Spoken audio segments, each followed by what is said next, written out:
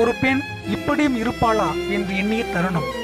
ஆம், அகவை 30 தாண்டிய நான் உடல்நலக் குறைவால் அவதியுறும்போது 5 வயது குழந்தையைப் போல குளிப்பாட்டி அலங்காரம் செய்து ஆடை அணிவித்து சோறூட்டி பெற்ற தாயும் செய்ய தயங்கும் பல பணிவிடைகளை செய்தபோது நீ எனக்கு மனைவியாக தெரியவில்லை, தாய்க்கும் இல்லை.